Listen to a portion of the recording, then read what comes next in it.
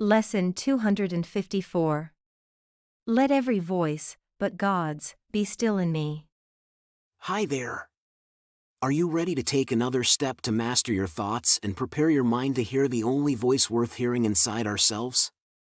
Okay, let's delve into what Lesson 254 has to say. Let every voice but God's be still in me. Father, today I would but hear your voice. In deepest silence I would come to you, to hear your voice and to receive your word.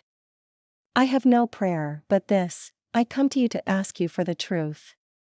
And truth is but your will, which I would share with you today. Today we let no ego thoughts direct our words or actions. When such thoughts occur, we quietly step back and look at them, and then we let them go. We do not want what they would bring with them. And so we do not choose to keep them. They are silent now. And in the stillness, hallowed by His love, God speaks to us and tells us of our will, as we have chosen to remember Him. Let's break it down. These words are powerful. By saying, "Let every voice but God's be still in me," we're claiming the power within our mind to make exactly that happen. Today's idea involves 2 steps. First, we silence all the distracting voices in our heads that lead us astray and sow confusion. Recall one of our recent lessons. Lesson 236. I rule my mind, which I alone must rule. I have a kingdom I must rule.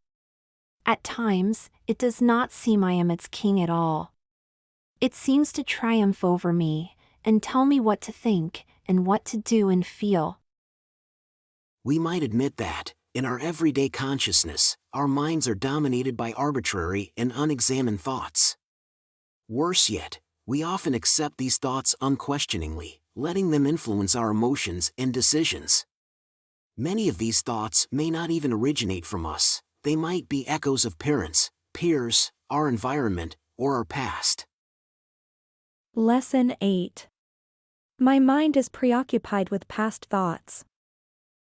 Lesson 7. I see only the past. Only we can bring order to our mental kingdom.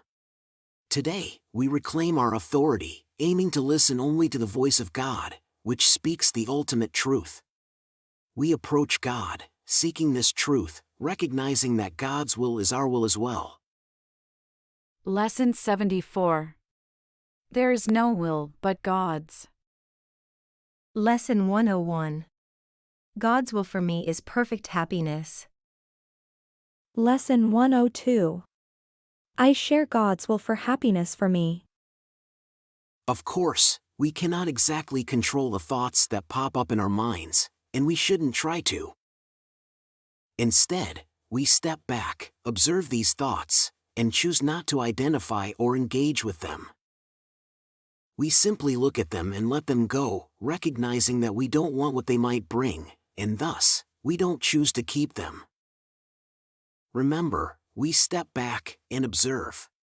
Do not engage or identify with those thoughts.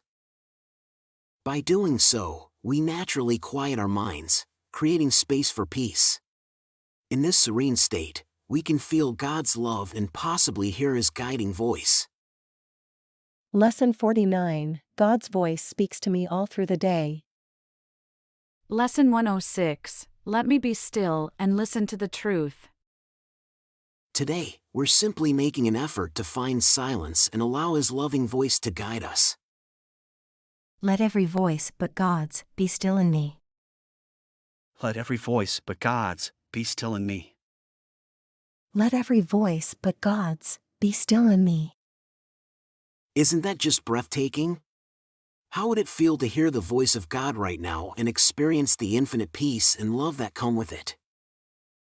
Remember to practice in the morning and evening and to pause every hour to reflect on today's lesson.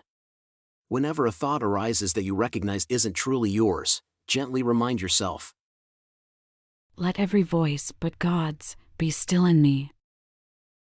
"You're doing wonderfully." See you tomorrow for another enlightening lesson. Lastly, a quick note, We're currently diving into the section titled What is Sin? If you missed the introduction, a link will soon appear on your screen for you to check it out.